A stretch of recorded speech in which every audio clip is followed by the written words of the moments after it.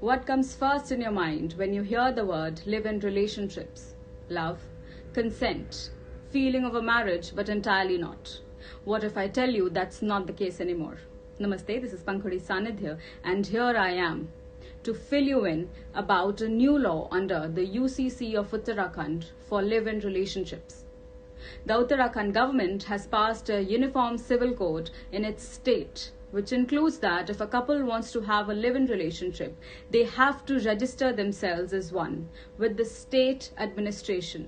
And if failing so, they will have to pay penalty and or even spend time in jail for up to 3 months.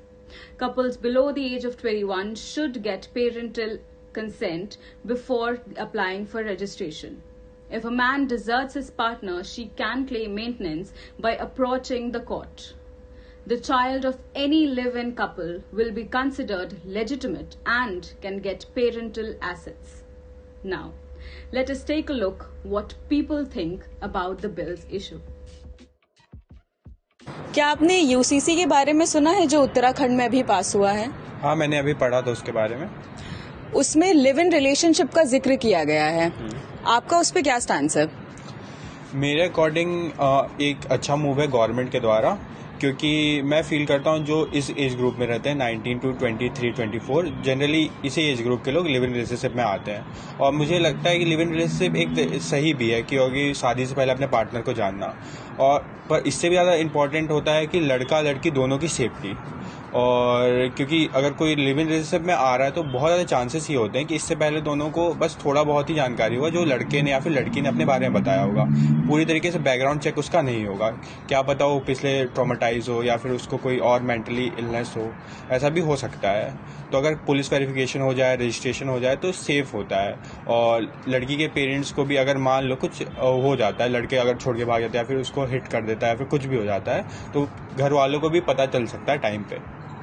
True, but आपको नहीं लगता कि देश में हर तबके के इंसान होते हैं, right? Same goes with relationships also. Heterosexual couples के लिए तो ये वैलिड है, बट अब तक होमोसेक्सुअल कपल्स के लिए यहाँ पे कोई भी लॉ नहीं निकाला गया है। So what do you think about this?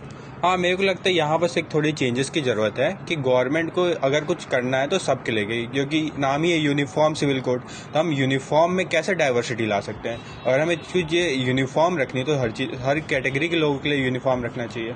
Nice. सो यहाँ पे मेरा आखिरी सवाल आपसे ये है, बहुत लोगों का कहना है कि इससे आपकी प्रिवेसी पे बहुत असर पड़ता है, नेगेटिवली इफेक्ट पड़ता है, राइट? तो इस पे आपका क्या कहना है? हाँ, जरूर। आर्टिकल 21 इंडियन कॉन्स्टिट्यूशन में वायलेट होता है राइट टू प्राइवेसी, बट अगर देखा जाए तो हम हर चीज़ के लिए प्राइवेसी नहीं ला सकते। मुझे लगता है सेफ्टी, इंडिया का कल्चर ज़्यादा जरूरी है एज कम्पेयर टू प्राइवेसी। अगर हम प्रायोरिटाइज करें तो सही है। Nice, thank you so much. What is your name? Harsh Agarwal. आपने यूनिफॉर्म सिविल कोड के बारे में सुना है? हाँ जी। ओके, तो उसमें एक लॉ आया है जो कपल्स रहना चाहते हैं लिव इन रिलेशनशिप में, they have to register first, तभी वो रह सकते हैं। और अगर उन्हें हटना है उस रिलेशनशिप से तो फिर उनको 30 डेज प्रायर इन्फॉर्म करना पड़ेगा। So do you think that it's necessary? Necessary नहीं है, बट स्टिल हाँ, मतलब सेफ्टी के लिए अच्छा है कि लोग जो है एटलीस्ट पता होगा। और जो कह रहे हैं कि माइनर्स हैं या फिर उनके लिए भी अच्छा है कि पेरेंट्स को पता होगा, नहीं तो बहुत क्राइम बढ़ता है। पर फिर भी हाँ, मतलब इतना इम्पोर्टेंट नहीं है कि 30 डेज प्रायर आपको बताना पड़ेगा कि हम लोग हट रहे हैं या फिर ऐसा कुछ तरीके से। What's your take on this? Same. Okay, so ये सिर्फ हेट्रोसेक्सुअल कपल्स के लिए, होमोसेक्सुअल्स के लिए अब तक कोई लॉ नहीं आया है ऐसा? होमोसेक्सुअल के लिए तो हमारे कंट्री में शायद ऐसा कुछ नहीं है, अलाउड भी नहीं है होमोसेक्सुअल कपल, आई गेस मेरे को। हाँ, तो फिर इक्वालिटी कहाँ? यूनिफॉर्म सिविल कोड, और फिर उसके इक्वालिटी कहाँ आ रही है हम लोगों की फिर इस चीज़ में? क्या आप लोगों ने यूनिफॉर्म सिविल कोड के बारे में सुना है? हाँ, सुना। तो इसमें उत्तराखंड गवर्नमेंट ने एक लॉ लाया है यूसीसी के अंदर कि अगर आप लिव इन रिलेशनशिप में रहना चाहते हैं अपने पार्टनर के साथ तो फिर आपको रजिस्टर करना पड़ेगा। और अगर आपको अपने पार्टनर को लीव करना है उस टाइम पे तो फिर आपको 30 डेज प्रायर उन्हें इन्फॉर्म करना पड़ेगा that yes you are leaving your partner. आपका इस पे क्या स्टैंड है? बिल्कुल सही बात है।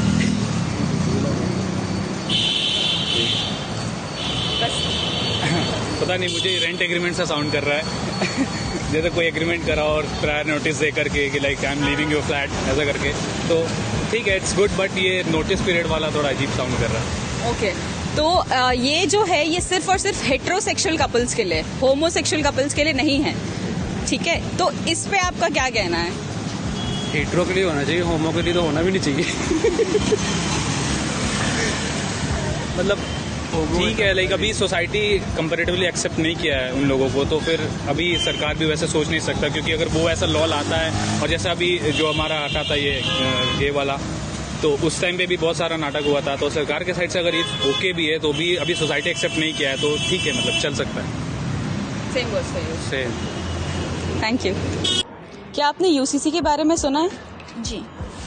वहाँ पे एक लॉ आया है जिसमें लिव इन रिलेशनशिप्स में अगर आप रहना चाहते हैं तो आपको रजिस्टर करना पड़ेगा। जी। Do you think that it's necessary?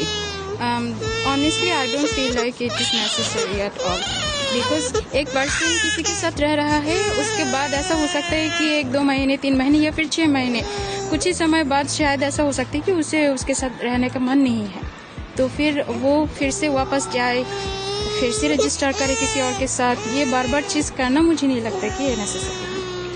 Thank you so much. आप लोगों ने यूनिफॉर्म सिविल कोड के बारे में सुना है? हाँ जी, सुना है। उसमें एक लॉ आया है जहाँ पे अगर आप लिव इन रिलेशनशिप में रहना चाहते हैं अपने पार्टनर के साथ तो फिर आपको रजिस्टर करना पड़ेगा, तभी आप रह सकते हैं। अगर आप ऐसा नहीं करते हैं तो फिर आपको पेनल्टी मिलेगी। तो आपका इस पे क्या टेक है? हाँ जी, बिल्कुल होना चाहिए, बिल्कुल सही है, ये सरकार द्वारा चलाया गया, क्योंकि आजकल के जो रिलेशनशिप है जो हमारे युवा में चल रहा है, आज पैचअप कल ब्रेकअप, फिर परसों किसी और के साथ पैचअप, तो हटाने के लिए बहुत सही ये कदम उठाया गया सरकार के द्वारा, और ये होना भी चाहिए। बस इनमें कुछ सारी चीज़ें है, बट फैमिली को इन्फॉर्म नहीं होना चाहिए। गवर्नमेंट को इन्फॉर्म कर दे वो सही है, बट फैमिली को नहीं इन्फॉर्म होना चाहिए, क्योंकि प्रीवियसली नाम की भी एक चीज़ होती है, और हम नहीं चाहते हमारे फैमिली को पता चले। मतलब लास्ट में पता चले अच्छी बात है, लेकिन अभी इनिशियली नहीं पता चलना चाहिए। और आजकल का जो है उसमें कम से कम ये श्योर हो जाता है जो 60 डेज तो रहेंगे ही साथ में, क्योंकि 30 डेज अप्लाई करने के लिए और 30 डेज उसके हटाने के लिए। आपका इस पे क्या टेक है? मैं भी इससे एग्री करता हूँ, क्योंकि आजकल जब बिना बताए करते हैं तो क्राइम भी होती है, बॉयफ्रेंड गर्लफ्रेंड को मारता भी है, फिर पता नहीं कहाँ मिसिंग हो जाते हैं, इसलिए ये सब जरूरी है। तो आपका सेफ्टी कंसर्न है बेसिकली, आपका भी? हाँ जी। आपको इसमें एक नेगेटिव पॉइंट क्या लगती है? मुझे नहीं लगती कोई नेगेटिव पॉइंट। मुझे प्रिवेसी लगती है, मतलब घर पे बताएं, इन्फॉर्म हो जाए। यस, बट घर पे तो सिर्फ तभी इन्फॉर्म होगा अगर आप 21 से नीचे हो, तो 21 से ऊपर हो तो फिर नहीं होगा। तो आपका इस पे क्या टेक है? हाँ, तो बिल्कुल सही है। घर पे अगर नहीं पता चले तो सबसे अच्छी चीज़ पूरी इंडिया में होनी चाहिए, और मैं तो यह कहता हूँ रिलेशनशिप के लिए भी होना चाहिए ऐसा कुछ, क्योंकि आजकल जो होता है खासकर लड़कों के लिए बहुत अच्छी चीज़ है।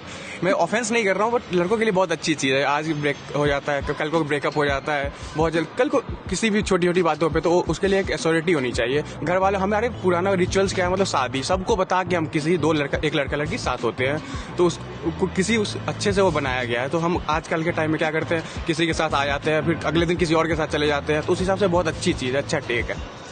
तो यहाँ पे मैं एक और सवाल आपसे, या आखिरी सवाल है मेरा, मैं ये पूछना चाहती हूँ कि ये जो लॉ है ये सिर्फ और सिर्फ हेट्रोसेक्सुअल कपल्स के लिए आया है, होमोसेक्सुअल कपल्स के लिए अब तक ऐसा कोई रूल नहीं आया है।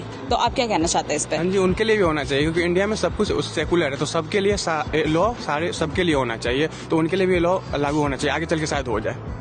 मैं अभी तो सहमत हूँ कि होनी चाहिए सबके लिए, इक्वल होनी चाहिए सबके लिए। Thank you. For more latest updates, stay tuned. This is Pankhadi Sanidhya signing off.